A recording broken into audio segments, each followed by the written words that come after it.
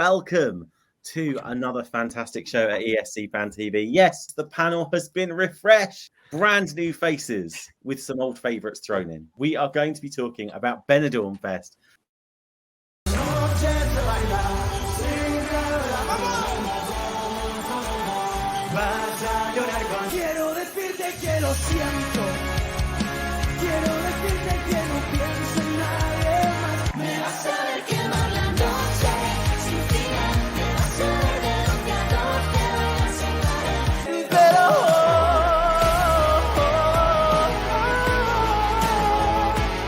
Qué rico ser un beso a la mañana, buscando el solecito en la ventana.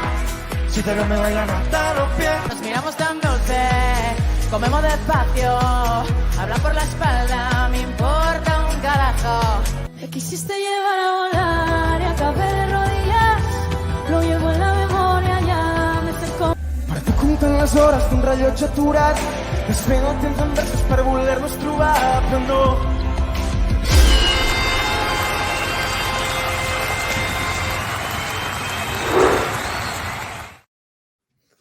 There we go. There were some of the songs that missed out on last night's final. Let's go straight to Troy. Troy, were there any songs there that you thought should have made it through to last night's final? No. Oh, no. It makes it a very short conversation. I like it. Andrew and Paul, were there any there that you thought could have snuck through? I think the one that I was disappointed didn't get through was Roger Pedros on the piano. To me, I actually thought that was quite a simple, beautiful song. It wasn't very good. I mean, I do think, I disagree. I thought the standard of Spain was actually really high this year. And there were so many songs that could have actually made the final. Yeah, I think they've done a very good job this year, haven't they, with the quality of songs. What they've done in the last 3 years with Benidorm Fest is the way forward, really. They've really upped their game. Swing across to Andy, fanning himself there. Do you reckon there was enough variety there? There was a great deal of variety. To answer the previous question, which song should have gone to the final? Obviously, the one that won the televote in the first semi-final, which was Mentras, the Girl and Two Boys in Pink.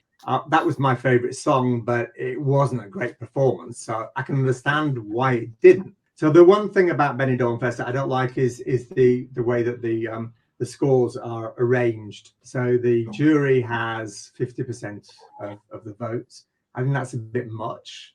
And the way the running order was put out in the final, putting the two favourites at second and third, that was a nod to the jurors.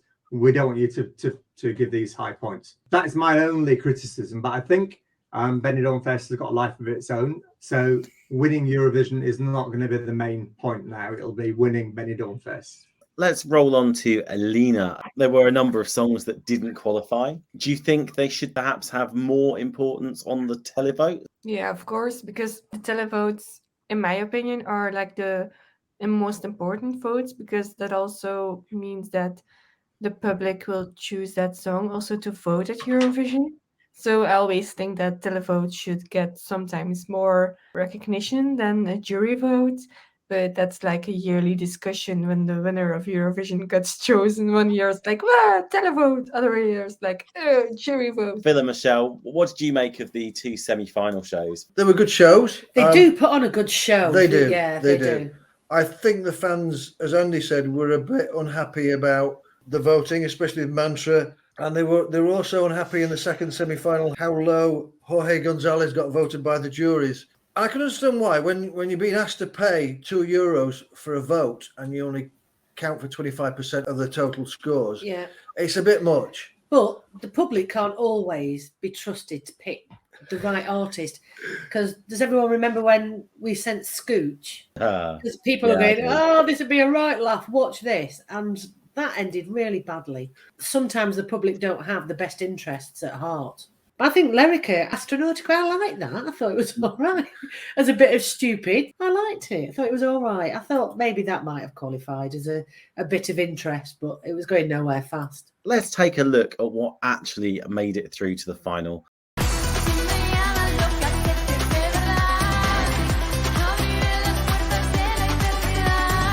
Blah, blah, blah.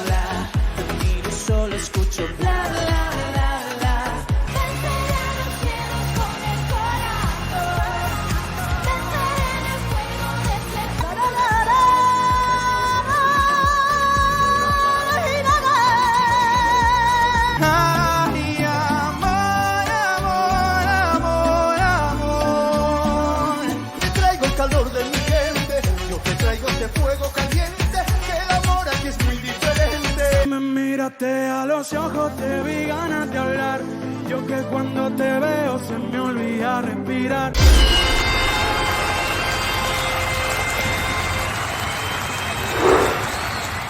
Absolute cracking songs there.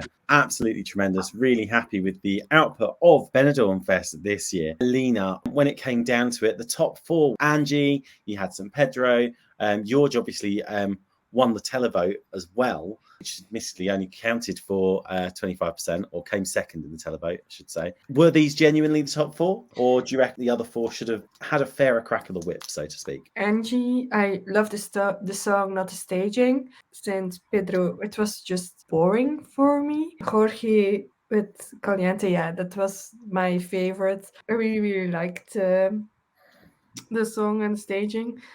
Brilos with Alkmaar, it also felt a bit like a school talent show for me, like the way he performed it. I don't know, I got that vibe. But the other ones were like good. Definitely when you just watched the Lithuanian selection, they were like all very good. Paul and Andrew, do you reckon there is such thing as a kind of standard Spanish Eurovision song there? Well, it's when you think of the last 2 years, the Spanish entries have been totally different. But you had two songs which were quite similar to the entries that they've had. But I have to say, I thought the quality again of the final was really high. There wasn't really a song that I actually disliked in any of them. There were obviously things that I thought were really strong. The gay man in me loved Jorge. Me too.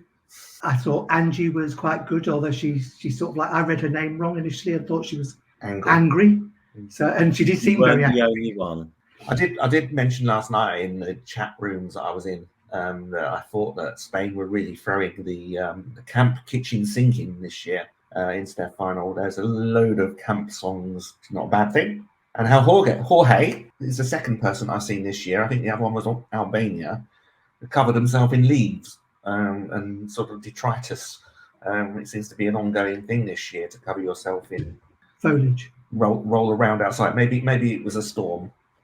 Phil and Michelle, when it comes to Benidorm Fest, the song that won, we know, was a song that went viral.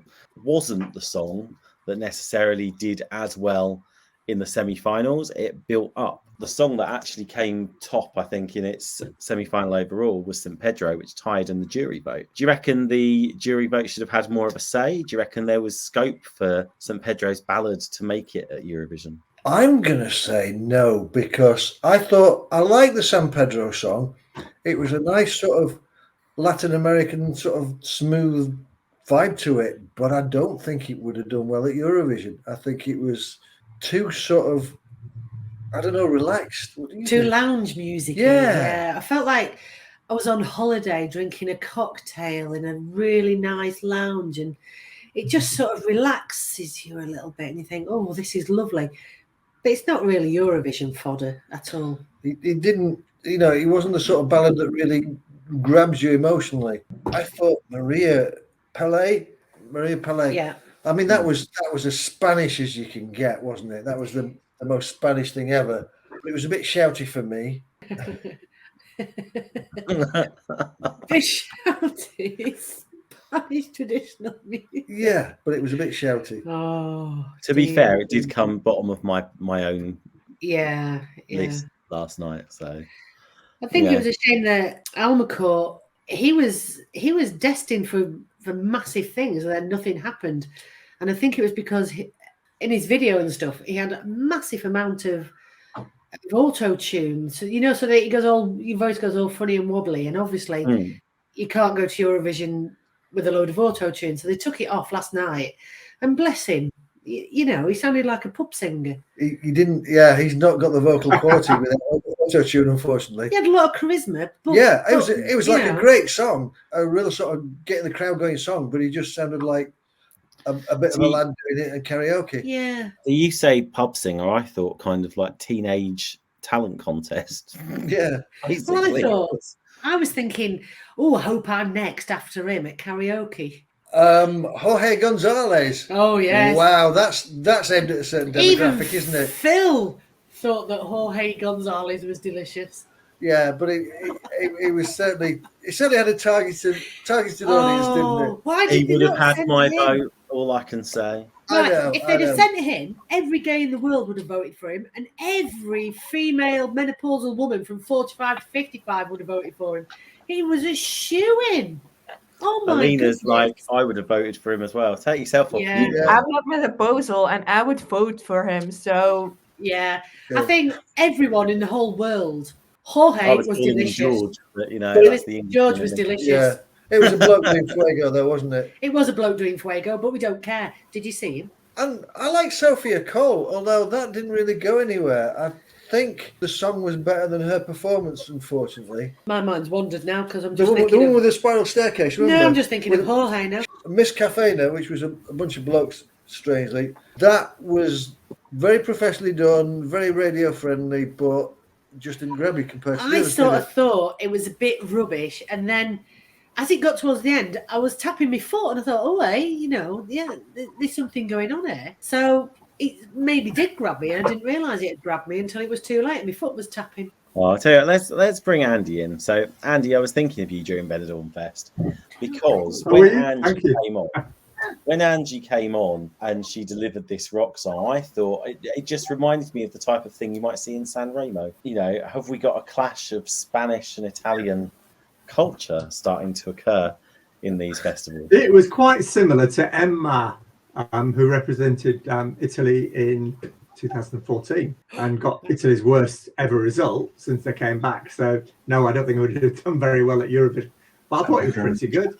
My absolute favourite of the whole contest was the flamenco song, and thank God they didn't send it after last year because flamenco does not go down very well in Eurovision. The San Pedro song, it was lovely. Yeah, and it was very sweet, and I think he'll do very well. He'll come back with a better song. I think you're absolutely right. Let's bring Troy in. Are you receiving us in Australia, Troy? We can hear you. We can hear you. It's like the old-fashioned video links. Because I've missed most of what people have discussed. I can tell you there was some eye candy in that show. I mean, the Cubs in Nebulossa. Hey, just Jorge.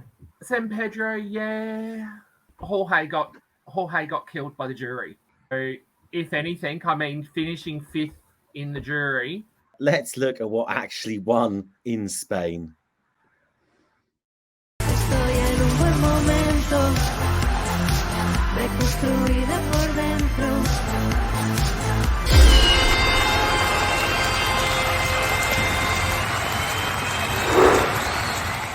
Nebulosa, the viral hit of Benidorm Fest.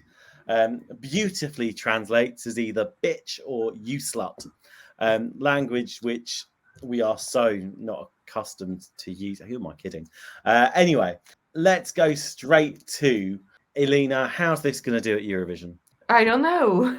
If you're asking if it will like generically like do well, I have no idea. If you're asking what my opinion is, I didn't like it. It felt like a bad version of a Schlager. I don't know, a Swedish or a German Schlager, but I was like, it's like a worse version of. Yeah, it was not my cup of tea. Maybe it was also because I was on the Jorge train.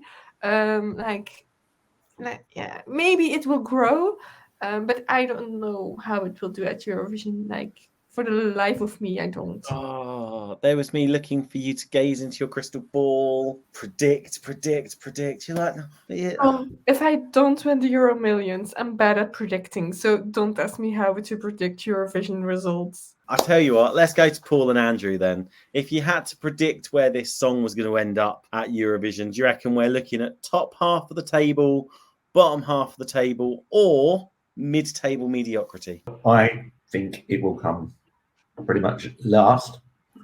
I don't think it will go down well at all at Eurovision.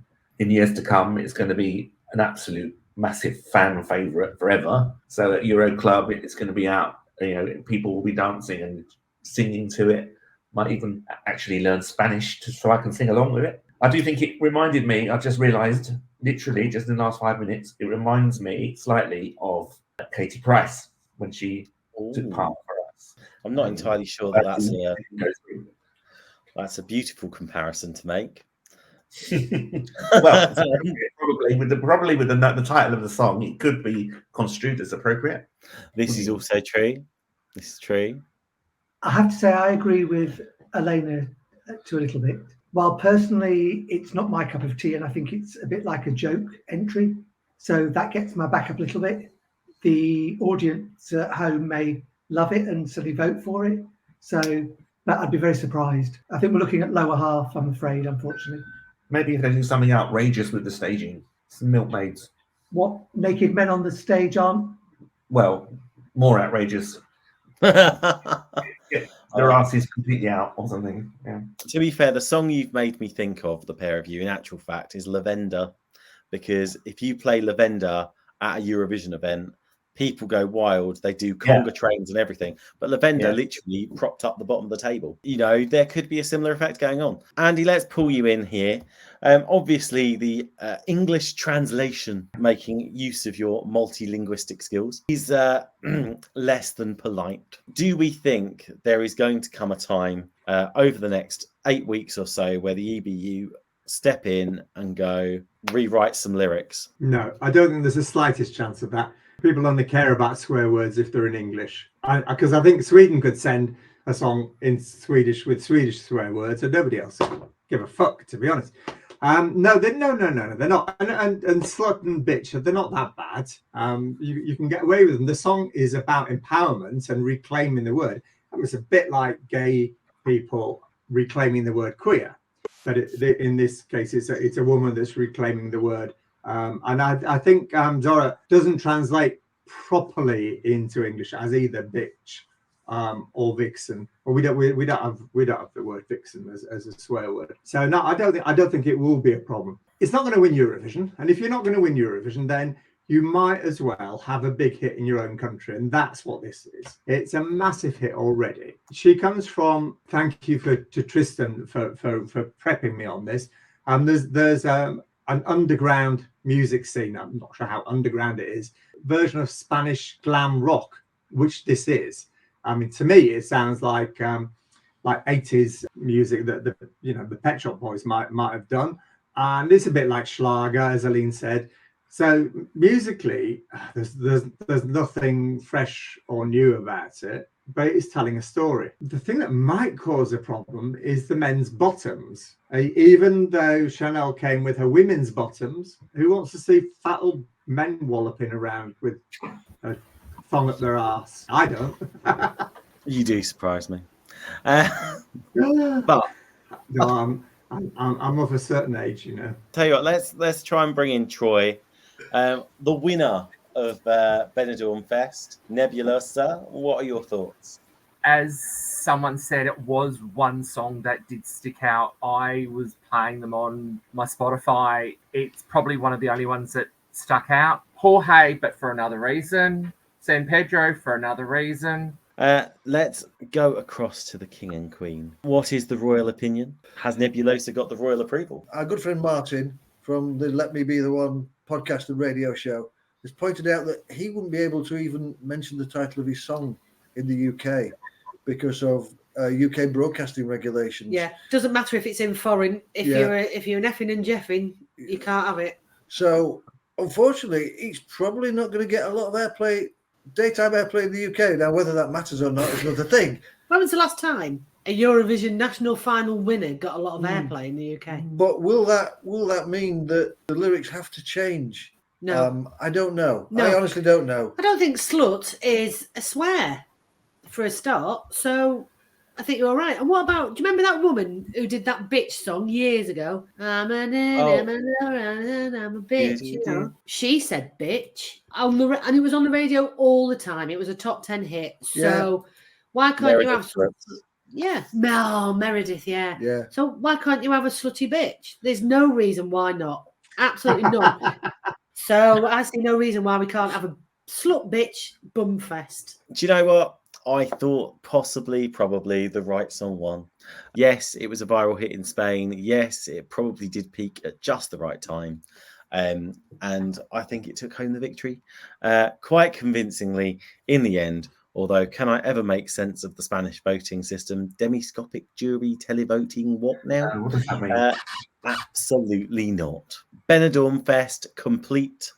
It's done. It's over for another year, which thank you very much and goodbye. Bye.